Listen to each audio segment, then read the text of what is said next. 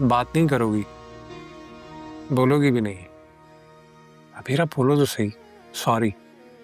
तो पता है आज सुबह ऑफिस निकलते हुए भी अम्मा से मेरी बहस हो गई थी, इसकी वजह से मैं ऑफिस जाते हुए भी लेट हो गया, और फिर नहीं तो मैं डायरेक्टली तुम्हें मिलने यूनिवर्सिटी ही आ रहा था।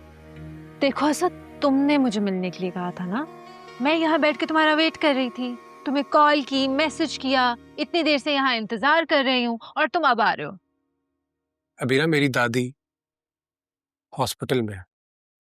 क्या? तुमने बताया क्यों नहीं मुझे? ऐसा मैंने बॉस से कहा है।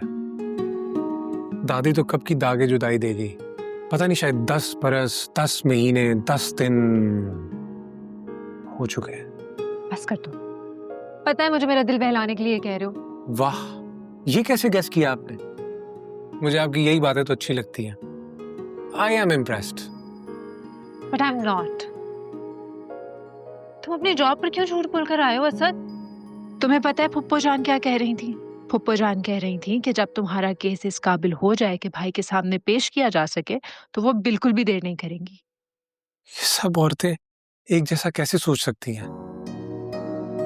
हम भी यही कहती हैं कि एक बार तुम्हारी जॉब पक्की हो जाए तो मैं पक्का तुम्हारे रिश्ते की बात डीसी साहब से करूंगी। बहुत पकाते हो असद, कसम से।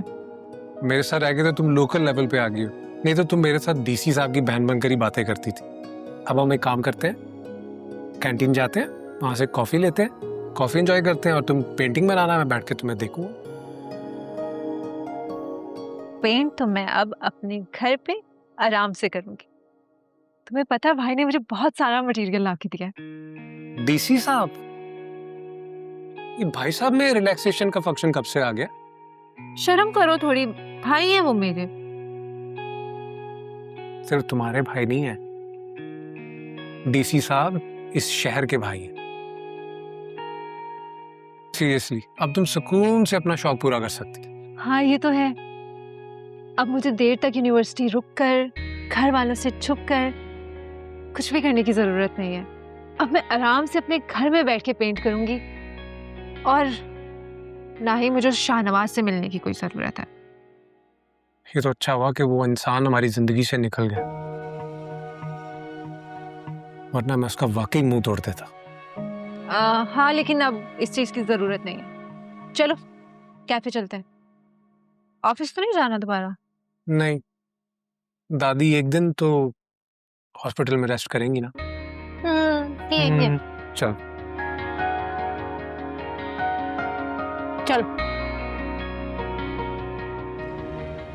बेटा बुनियाद वो रखो जो निभा सको, वरना उम्मीदें बढ़ जाती हैं, दिल टूट जाता है। अम्मा, अब पहले कहाँ थी? बेटा मैं तो यही थी, लेकिन तुमने कभी मेरे से मशवरा नहीं लिया, सिर्फ पैसे पैसे पैसे मांगते रहे। अच्छा ये बताओ, उसके हाथों में कैसी लग रही थी अंगूठी? प्यारी लग रही होगी ना, माशाल्लाह से। अब क्या हुआ? बेटा मैं सोच रही थी जल्दी से मेहनत करके सेट हो जाओ और अबीरा को ब्याह के ले आओ। मैं भी बस यही चाहता हूँ कि एक बार जॉब ठीक से बैठ जाए, फिर कोई 1-2 ट्यूशंस ढूंढ लूंगा। आइडिया तो बहुत अच्छा है, ऐसे ही करना बेटा। और हाँ, शादी के बाद कोशिश करना अबीरा को बहुत खुशियां दें। हाँ लेकिन अम्मा, मेरी सारी जिंदगी आपके पैसे से तो नहीं गुजरेगी, कुछ तो करना पड़ेगा ना मुझे। चलो चलो चलो, बदमाश।